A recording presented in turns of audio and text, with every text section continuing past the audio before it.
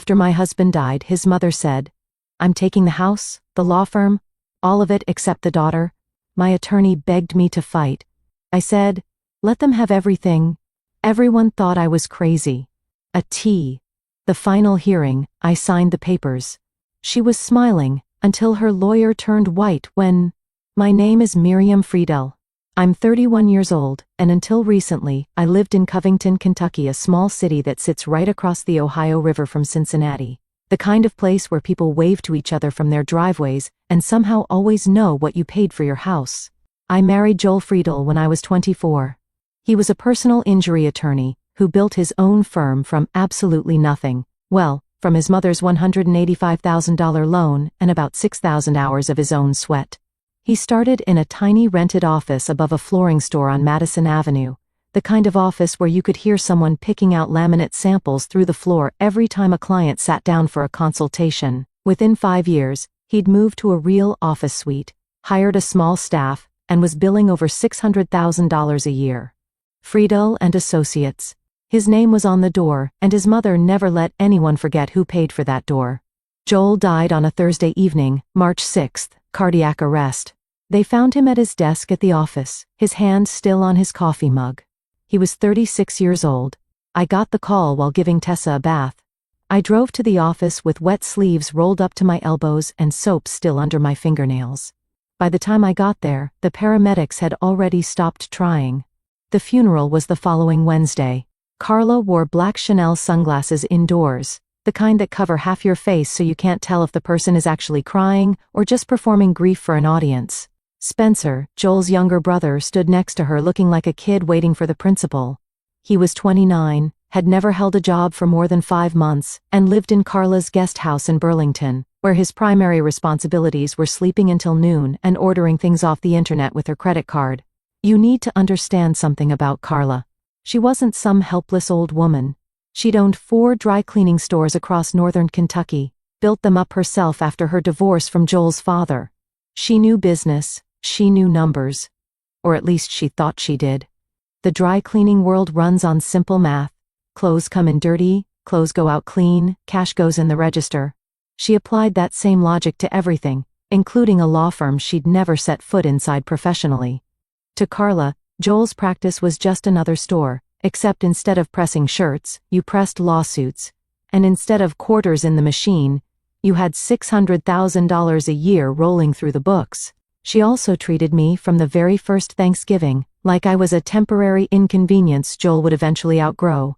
I'd been a legal secretary when we met, not glamorous, not rich, not from the right family. Carla once introduced me to her friends as Joel's first wife, while Joel and I were still very much married and standing right there. So when she showed up in my kitchen that Monday morning, 11 days after the funeral, I shouldn't have been surprised, but grief does something to your reflexes. It makes you slow. You stand there absorbing punches you'd normally see coming from across the room. Carla walked in wearing a gray blazer. She'd actually dressed for this like it was a business meeting. Spencer trailed behind her with a tape measure, an actual tape measure. While Carla stood at my kitchen island explaining that she was reclaiming what her investment built, Spencer wandered into the guest bedroom and started measuring the closet. I could hear the tape clicking and snapping from the kitchen. I remember thinking, what does he even own that would fill a closet? The man's most valuable possession was a gaming chair. Carla laid out her case like she was giving a board presentation. The firm was built with her money. The house down payment, she'd given us $30,000 7 years ago, and she had not stopped mentioning it since. In her mind, she was co-owner of everything Joel ever touched. And now that Joel was gone, she wanted her investment back, with interest. The only thing she didn't want was Tessa. She said it so matter-of-factly, like she was declining a side dish at a restaurant. No thank you, not the child. Just the assets, please. I stood there holding a cup of coffee that had gone cold 20 minutes ago and said nothing. Not because I agreed, because my brain couldn't process losing my husband and being robbed in the same month. 2 days later, a certified letter arrived. Axel Mendler, attorney at law. Carla had filed a formal contest of Joel's will and a creditor's claim against his estate for her $185,000 loan. This wasn't kitchen table talk anymore. This was a legal attack, and she'd launched it before Joel's flowers had even wilted on the grave. Before we continue, please subscribe and tell me in the comments where you're watching from, and what time it is there. I read every single one. Thank you so much for your support. Now where were we? Right. Carla had gone from kitchen threats to courtroom filings in 48 hours, and I was still sleeping in a bed that smelled like my dead husband's cologne, trying to figure out how to explain to a 4-year-old why Daddy wasn't coming home. Axel Mendler was no amateur. He filed the will contest on solid enough grounds, arguing that Carla's $185,000 loan constituted an investment in the firm, giving her a claim to its value. He also filed a separate creditor's claim for the loan itself, 2 legal fronts at once. Carla was spending $350 an hour on this man, and she wanted results fast, but Carla wasn't content to wait for the legal system. She decided to start managing her new empire immediately. The week after filing, she drove to Joel's office, Friedel & Associates, a second-floor suite on Scott Boulevard, walked in like she owned the place, and started introducing herself to the staff. There were only 4 employees, 2 paralegals, 1 receptionist, and Gail Horvath, the bookkeeper who'd been with Joel for 6 years. Carla told them all she was assuming oversight of operations, and that changes were coming. She told Gail to print out the firm's revenue reports for the last 3 years. Gail printed them. Carla looked at the top line, $620,000 in annual billings, nodded like she'd just confirmed what she already knew, and left. She never asked for the expense reports. She never asked about debts. She never opened a single folder that wasn't labeled income. It's like checking your bank balance, but only looking at deposits and deciding you're a millionaire. Then she started calling Joel's clients. One by one, she tracked down their numbers and called to introduce herself as the person who'd be overseeing the transition. She had no legal authority to do this. She had no law license. She didn't even know what half of Joel's cases involved. But Carla believed that confidence was the same thing as competence, and she had confidence to spare. Most of Joel's clients, understandably alarmed by a phone call from their dead lawyer's mother, transferred to other firms within days. Carla was systematically destroying the revenue stream of the very business she was fighting to own. It was like watching someone set fire to a house while arguing with the insurance company about how much the house was worth. Then Spencer happened. A week after Carla's office visit, Spencer pulled up to my house in Carla's Buick Enclave with 2 duffel bags, a PlayStation, and a large bag of barbecue chips. He walked to the front door and announced that he was moving into the guest bedroom because, and I quote, "Mom said it's basically ours now anyway." He did not bring sheets, a pillow, or a single change of professional clothing. He brought a gaming console and snacks. I told him to leave. He refused. I called the Covington police. 2 officers arrived, confirmed that the house was in Joel's name and I was the surviving spouse, and escorted Spencer back to the Buick. He left the chips on my porch. I threw them away. That night, Carla called me. Her voice hit a pitch I didn't know human vocal cords could produce, somewhere between a smoke alarm and an opera singer warming up for a death scene. She told me I was heartless, cruel, and that Joel would be disgusted with me for throwing his brother onto the street. I reminded her that Spencer lived in her guest house and had his own bedroom there. She hung up on me. Meanwhile, my own people were losing faith in me. My mom drove up from Lexington that weekend, sat at my kitchen table, the same table where Carla had laid out her hostile takeover plan, and said, "Honey, you have got to fight this." My best friend Shannon called every night saying the same thing. Get a lawyer. Get a shark. Don't let this woman steamroll you. So I hired Lyra Schmidt. She came recommended by a colleague of Joel's, a German-American woman in her mid-50s with silver-streaked hair and the kind of calm, precise energy that made you feel like everything might actually be okay. Lyra had handled estate disputes for 20 years. She reviewed Carla's filings in about 40 minutes and told me it was beatable. The loan had no partnership agreement, no formal terms, nothing in writing that gave Carla equity in the firm. The will was clean and properly executed.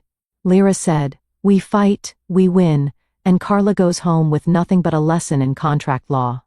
I told Lyra I needed a few days to think. That night, after Tessa was asleep, I drove to Joel's office. It was almost 9. The building was dark except for the exit signs glowing green in the stairwell. I unlocked Joel's private office with the spare key I'd always kept on my keychain and sat down at his desk. It still smelled like him, coffee and that sandalwood aftershave he'd used since college. I opened the bottom drawer, the deep one, where he kept files he didn't want anyone else touching. Behind a stack of old case folders, I found a sealed manila envelope. My name was written on the front in Joel's handwriting. Not Miriam Friedel, just Miriam. With a small heart drawn next to it like we were still passing notes in high school. I opened it. I read what was inside, and I sat in that dark office for almost an hour without moving, without breathing hard, without crying. For the first time since March 6th, my mind was completely clear. The next morning, I called Lyra. My voice was different. I could hear it myself, steady, calm, like something had clicked into place behind my eyes. I said, "Lyra, I've changed my mind. I don't want to fight. I want to give Carla everything she's asking for. Everything." Lyra didn't say a word for about 10 seconds. And for a woman who bills by the hour, 10 seconds of silence is practically a medical event. I need to tell you what was in that envelope, because this is where the story changes direction. And if you don't understand what Joel did in the last months of his life, nothing that comes next will make sense. 8 months before he died, Joel was diagnosed with a serious heart condition. He'd been having episodes, shortness of breath during routine things like climbing stairs, chest tightness that came and went, a strange fatigue that sleep didn't fix. He finally went to a cardiologist in Cincinnati, a specialist at one of the big hospital systems across the river. The diagnosis was bad, not immediately fatal, but the kind of bad where your doctor uses phrases like progressive and long-term management, while looking at you like they're sorry they went to medical school. Joel told me he did not tell his mother, his brother, or anyone else. You need to understand something about Joel. He was a personal injury lawyer. He spent his entire career looking at how people's lives fell apart. Because someone didn't plan, someone cut corners, someone assumed everything would be fine. He was not going to let that happen to his family. So over those 8 months, while he was still going to the office every day, still wearing his good suits, still telling his mother about his big cases at Sunday dinner, he was quietly, methodically arranging the pieces. The envelope contained 3 things. First, a letter, handwritten, dated 5 weeks before he died. It wasn't a financial document. It was a letter from my husband to me. He wrote about Tessa, how she'd started calling butterflies flutter bees, and he never wanted to correct her. He wrote about our kitchen, how the morning light came through the window, over the sink, and hit the counter at exactly the angle that made everything look golden. He wrote about the day we met when I was 22 and working at the front desk of Bernstein and Kellogg, the law firm where he was a junior associate, and he'd asked me to lunch 4 times before I said yes, because I had a strict policy about not dating lawyers, which, looking back, clearly didn't hold up very well. The last line of the letter, "Don't let her take what matters. She can have the rest." Not instructions, not a scheme, just trust. Joel knew I was smart enough to understand what those words meant once I saw the second and third items in the envelope. Second, beneficiary confirmations. Joel had a life insurance policy, $875,000. He'd taken it out years ago at 30 when he first started the firm. The bank had required it as collateral for his startup business loan. Back then, he was young and healthy, passed medical underwriting with no issues. The policy had been in place for 6 years. All Joel did in his final months was update the beneficiary, changed it to me, Miriam Friedel, sole beneficiary. And here's the key.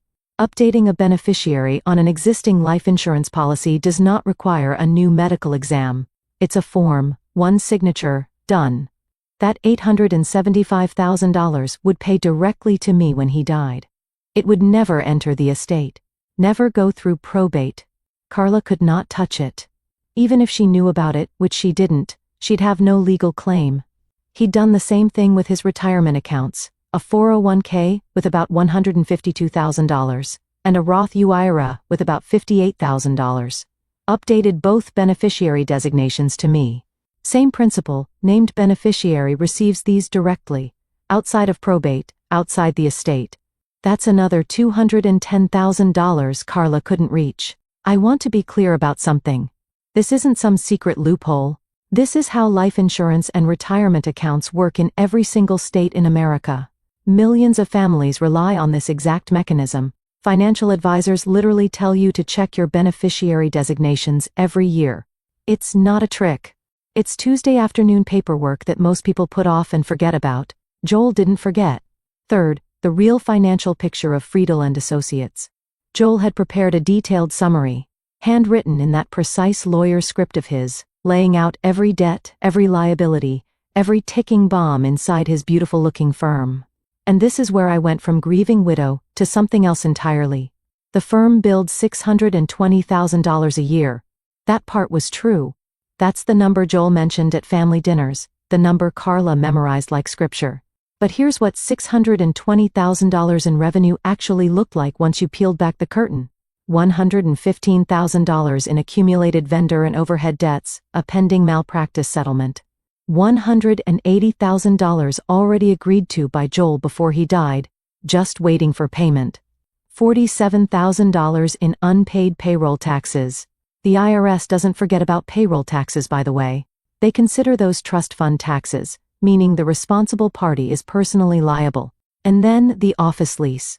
34 months remaining at $4,200 a month. That's $142,800 in rent for a space you can't walk away from. The house worth about $385,000, but Joel had taken out a $220,000 home equity line of credit 18 months ago to keep the firm afloat. Add that to the original mortgage balance of $160,000, and the total debt on the house was $380,000. After closing costs, realtor fees, and transfer taxes, selling that house would net exactly nothing, maybe less than nothing. And Carla's precious $185,000 loan? She was an unsecured creditor. Do you know what that means? It means she's last in line, behind the IRS, behind the malpractice plaintiff, behind every vendor, every landlord, every creditor with a signed contract. By the time all of them got paid, if they got paid, there'd be nothing left. Carla's loan was gone the day Joel died. She just didn't know it yet. I sat in that apartment doing the math on the back of a grocery receipt. My side, $1,085,000. Clean money, tax-advantaged, non-probate, already mine. Carla's side, approximately negative $520,000, once you added up every liability and subtracted every real asset. The next day, Gail Horvath called me. Joel's bookkeeper, the woman who'd managed his books for 6 years. Carla had fired her the previous week. No severance, no notice. Just walked into the office and told Gail her services were no longer needed. After 6 years of keeping that firm's books organized down to the penny, Gail was hurt and she was angry, and Gail confirmed every single number in Joel's summary. She also told me something that made me close my eyes and just breathe. When Carla came to the office, she asked to see revenue reports. Gail printed them. Carla studied them carefully, nodded, and left. She never once asked about expenses. She never opened the liabilities folder. She looked at one column on one spreadsheet and decided she was inheriting a gold mine. I called Lyra the next morning. I said, "Don't fight. Offer Carla everything, the house, the firm, every account in the estate. All I want is full sole custody of Tessa. No visitation for Carla." Lyra told me to come to her office.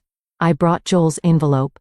I laid it all out on her desk, the beneficiary forms, the financial summary, the math. Lyra read through everything. She checked the numbers twice. She looked at the insurance confirmation, the retirement account designations, the firm's debt breakdown, and then Lyra Schmidt, a woman who'd spent 20 years in estate law without flinching, leaned back in her chair and started laughing. Not a polite laugh, a real one, the kind where your eyes water and you have to take off your glasses to wipe them. She looked at me and said 2 words. Joel was brilliant. Then she picked up her pen and started drafting the settlement offer. Lyra contacted Axel Mendler the following week with an offer that, on paper, looked like a complete surrender. Miriam Friedel would relinquish all claims to estate assets, the firm, the house, every bank account connected to Joel's name. In return, Miriam wanted 2 things: full sole custody of Tessa with no visitation rights for Carla, and Carla drops the will contest permanently. That's it. Take the empire. Leave the child. Axel, to his credit, was suspicious. When someone hands you everything you asked for without a fight, any decent attorney starts looking for the trap. He called Lyra back and said he wanted more time. Specifically, he wanted a full forensic audit of the firm's finances. He told Carla, "Give me 2 weeks to go through the books properly." 2 weeks. That's all he asked for. Carla said no. And here's the thing.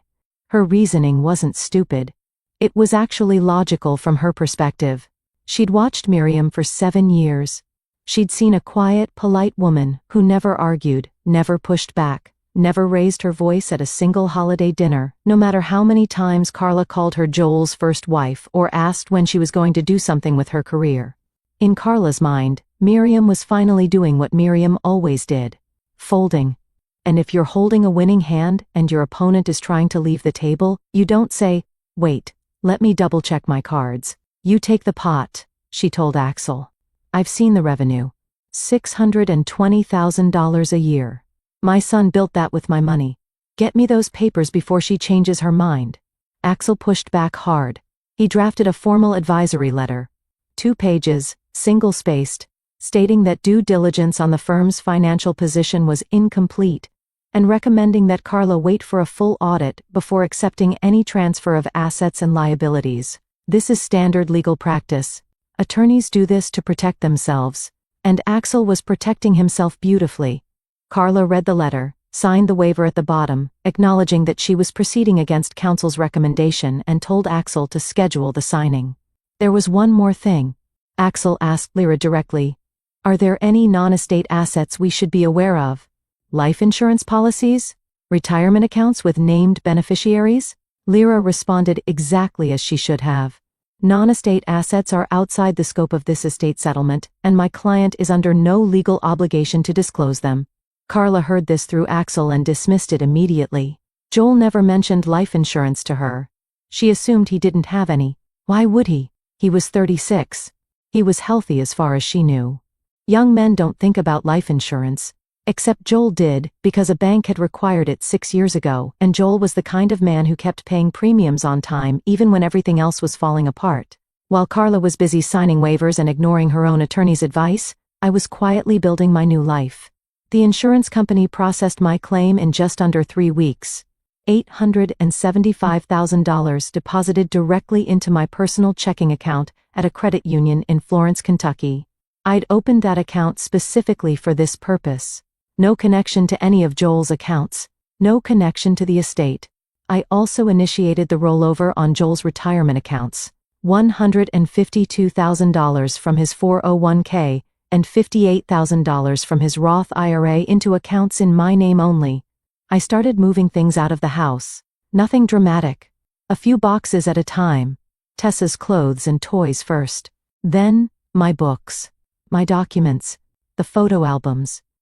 I found a 2-bedroom apartment in Florence, about 20 minutes south of Covington. Clean, safe, good school district. First and last month's rent was $1,800. I paid it out of my checking account and didn't blink. Meanwhile, Spencer was living his best life. Carla had sent him to the firm to manage operations while the legal process played out, which mostly meant he sat in Joel's chair, spun around a few times, and tried to figure out the phone system. He called a process server, a delivery guy. He asked one of the paralegals what a retainer agreement was. On his 3rd day, Carla had him go to the bank and sign on to the firm's operating account as a co-signer so he could handle day-to-day expenses. Spencer signed every document the bank put in front of him without reading a single word. He didn't realize he was making himself jointly liable for obligations tied to that account. Spencer never read anything that didn't have a screen and a controller attached to it. My mom came up from Lexington one more time. She sat across from me at my new kitchen table, a small IKEA table I'd assembled myself, which honestly felt like a bigger accomplishment than my entire marriage, and said, "Miriam, you're giving up Joel's house? His life's work? Are you having some kind of breakdown?" I wanted to tell her everything. I wanted to open my laptop and show her the bank balance and watch her eyes go wide, but I couldn't. Not yet. Not until the papers were signed and there was no chance of anything leaking back to Carla through the small-town telephone chain that connects every mother in Kentucky to every other mother within about 45 minutes. So I just said, "Mom, trust me. It's gonna be okay." She didn't believe me. I could see it in her face, but she hugged me anyway, and that was enough. The signing was scheduled for a Tuesday in late June. The night before, I laid out Tessa's outfit for daycare, packed my bag with the signed apartment lease and a folder of bank statements showing $1,085,000 in clean assets, and set my alarm for 6:30. I climbed into bed, pulled the covers up and fell asleep in under 5 minutes. First time that had happened since March 6. Axel Mendler's office was on the 3rd floor of a brick building on Pike Street in downtown Covington. Conference room with beige walls, industrial carpet, and a coffee machine that produced something technically brown and technically warm, but only theoretically coffee. I arrived at 9:15 with Lyra. We took the 2 chairs on the left side of the table and waited. Carla walked in at 9:20 with Spencer and Axel. She was dressed like she was accepting a Lifetime Achievement Award. Full makeup, gold earrings, a cream silk blouse that probably cost more than my first month's rent. Spencer wore a new navy blazer. I noticed the price tag was still tucked inside the collar, hanging against the back of his neck like a little white flag. Nobody told him. I certainly wasn't going to. The documents were straightforward.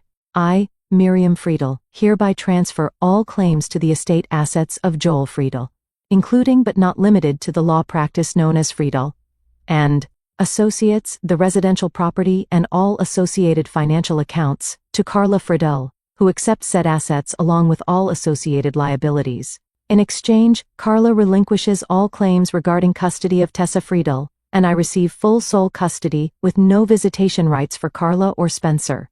Lyra made one quiet statement before I signed. For the record, my client is signing voluntarily and wishes to confirm that the opposing party has reviewed and accepted the estate inclusive of all disclosed liabilities. Axel confirmed. Carla didn't even look up. She was already reaching for her pen. I signed. Carla signed. Spencer sat there grinning like he'd just been promoted to CEO of something. The whole thing took 8 minutes, fastest 8 minutes of my life. And I once ran a half-mile in high school gym class to avoid getting a B in physical education. As I stood to leave, Carla couldn't resist. She looked at me across the table and said she hoped I'd finally learn to stand on my own 2 feet without a Friedel to lean on.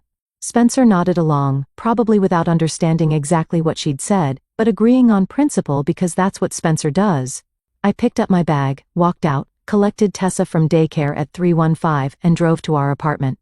I made her macaroni and cheese from a box, the kind with the dinosaur shapes because Tessa firmly believed dinosaur-shaped pasta tasted better than regular pasta, and honestly, she might be right about that.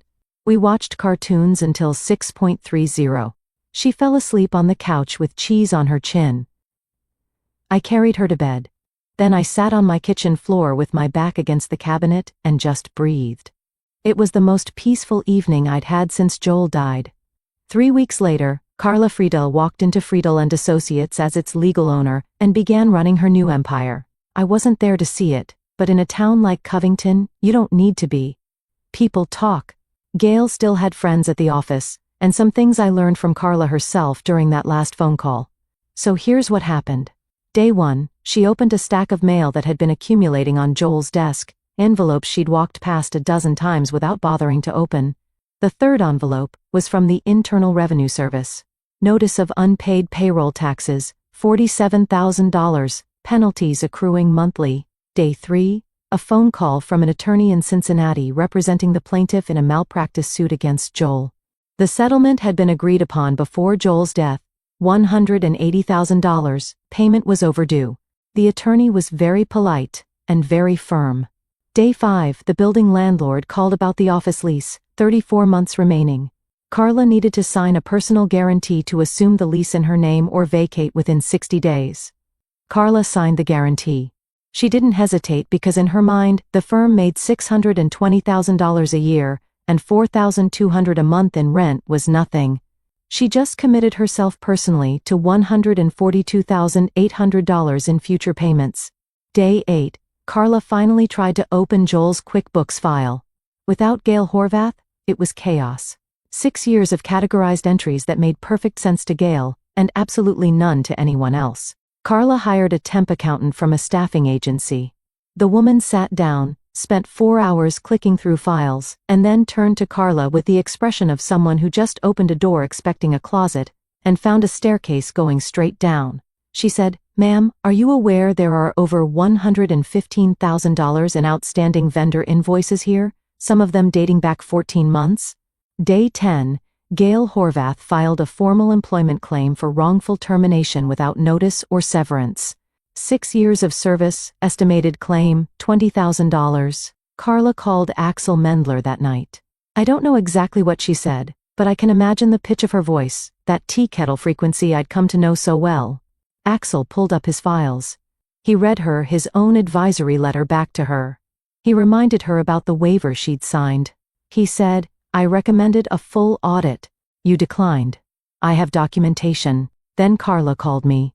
I saw her name on my phone screen glowing in the dark of my bedroom. I watched it ring 4 times. Then I set the phone face down on my nightstand and went back to sleep. Carla hired a new attorney, a woman named Betsy Polk out of a firm in Cincinnati. Someone with no connection to the case, fresh eyes, sharp reputation. Carla told her the whole story. She said she'd been deceived, manipulated, tricked into accepting a worthless estate by her scheming daughter-in-law.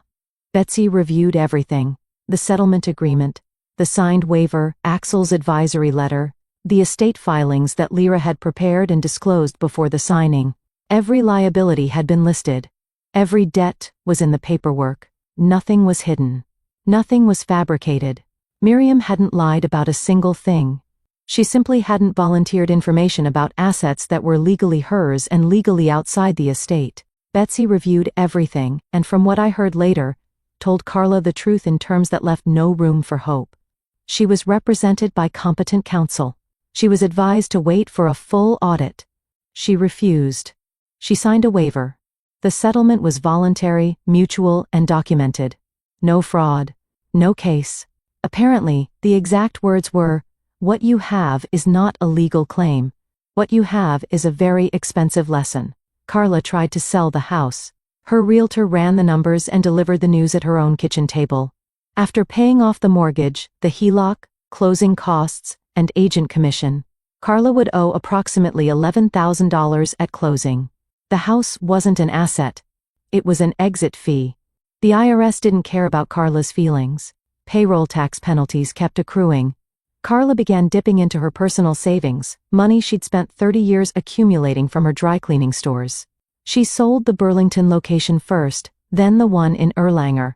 2 stores gone in 2 months, and she still wasn't close to covering the firm's total liabilities.